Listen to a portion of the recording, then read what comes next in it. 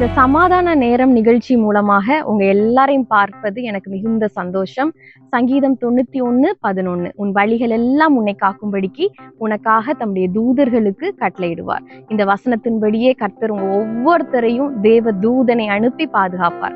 நீங்க எல்லாரும் காலையில எந்திரிச்ச உடனே சங்கீதம் 91 வாசிங்க. இது பாதுகாவலின் சங்கீதம். அந்த நாளுக்குரிய பாதுகாப்பை தரும். நைட்டு தூங்கும் போதும் உங்க குடும்ப ஜெபத்திலையும் உங்க தனி ஜெபத்திலையும் சங்கீதம் 91 வாசிக்கிறதுக்கு மறந்துடாதீங்க. அதே போல ஞாயிற்றுக்கிழமை ஆராதனைய குடும்பமா மிஸ் பண்ணாதீங்க. நீங்க எங்க இருந்தாலும் ஆலயத்துக்கு ஓடி போங்க. அப்படி நீங்க போனீங்கன்னா அந்த வாரத்துக்குரிய பாதுகாப்பை கர்த்தர் நிச்சயமா தருவார். எங்க சர்ச்லயும் கூட ஒரு அன்பான ஒரு குடும்பம், கணவன் மனைவியாக அவங்க வந்தாங்க. அவங்க சர்வீஸை முடிச்சுட்டு போற வழியில ஒரு கோர விபத்தை அவங்க சந்திக்க நேர்ந்துச்சு. அவங்க 2 வீலருக்கு ஆப்போசிட்ல வந்த ஒரு லாரி அவங்கள மோத முற்பட்டுச்சு. ஆனா அந்த இடத்துல ஒரு தெய்வீக பாதுகாப்பு இறங்கி வந்தது அவங்க உணர்ந்தாங்க. அவங்க குடும்பமா அவங்களுடைய வாகனமும் அவங்களும் இன்னொரு இடத்துக்கு மாறுபாடா அவங்க அந்த இடத்துல பத்திரமா இருந்ததை பார்த்தாங்க. தெய்வ பாதுகாப்பு இந்த இடத்துல இறங்கி வந்துச்சு. தெய்வ தூதர்களும் இறங்கி அவங்கள பாதுகாத்தாங்க. அந்த சாட்சியை அவங்க எங்ககிட்ட சந்தோஷமா ஷேர் பண்ணாங்க. அதே மாதிரி நீங்களும் உங்களுக்கும் அந்த விசேஷித்த பாதுகாப்பு நிச்சயமாக இருக்கும். தானியேல் புஸ்தகத்திலேயே நம்ம பார்க்கிறோம். நேபுகாத் நேச்சார் அப்படிங்கிற ஒரு ராஜா ஒரு சட்டத்தை கொண்டு வரான். என்ன சொல்றான்னா, பொற்சிலைய அங்க இருக்கிற எல்லாரும் பணிஞ்சு அதை வணங்கணும்னு.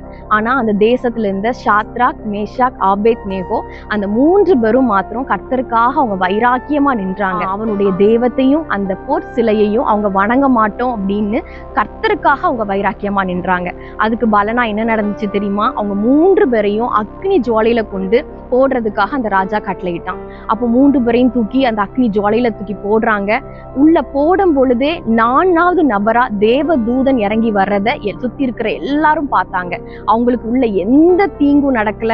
விசேஷித்த பாதுகாப்பை கர்த்தர் கொடுத்தார். தேவ தூதனும் அவங்க கூட சேர்ந்து உலாவி கொண்டிருந்தான். வெளியே அவங்கள கூட்டிட்டு வரும்போது அவங்களுடைய முடி கூட கருகவில்லையாம். அவங்க ட்ரெஸ்ஸும் அந்த தீயினுடைய அந்த பாதிப்பு அந்த ட்ரெஸ்ஸுக்கு கூட வரலன்னு சொல்லி நம்ம பார்க்கிறோம். அந்த ராஜாவும் கூட இவங்க கும்பிடுற அந்த தெய்வம் தான் அவங்கள ரட்சித்திருக்கிறான்னு சொல்லி அவரோட வாயாலே அவர் அறிக்கை செய்தார். அதே போல நம்மளும் கர்த்தருக்காக நம்ம வைராக்கியமா நம்ம இருந்தோம்னா கர்த்தர் நிச்சயமா உங்க ஒவ்வொருத்தரையும் அவர் பாதுகாப்பார்.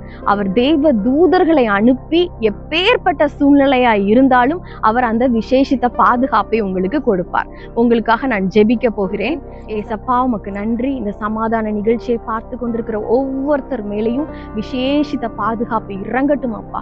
அப்பா, எங்க அவர்கள் கடந்து சென்றாலும் உம்முடைய பாதுகாப்பும் தேவ தூதருடைய ஆளுகையும் அவர்களை சுற்றிலும் இருக்கட்டும். உம்முடைய பிரசன்னம் அவர்களுக்கு முன்பதாக கடந்து செல்லட்டும். சின்ன பிள்ளைங்கள்ல இருந்து பெரிய ஆட்கள் வரையும் எல்லாரையும் இரத்தத்தினால நீர் பாதுகாத்து கொள்வீராக. தெய்வ பிரசன்னத்தோடு அவர்கள் உணர்ந்து கொள்ள, பிரசன்னத்தோடு அவர்கள் இருக்க நீங்க உதவி செய்யுங்க. ஆசீர்வதிங்க நல்ல பிதாவே. ஆமென். அன்பானவர்களே, இந்நிகழ்ச்சியின் மூலம் நீங்கள் ஆசீர்வதிக்கப்பட்டிருப்பீர்கள் என்று நம்புகிறோம். எங்களது ஆலய முகவரி சமாதான தேவ ஆலயம், பால்பாண்டி நகர், மில்லர்புரம், தூத்துக்குடி. எங்களது அலைபேசி எண் 8110967995. கர்த்தர் தாமே உங்கள் அனைவரையும் ஆசீர்வதிப்பாராக.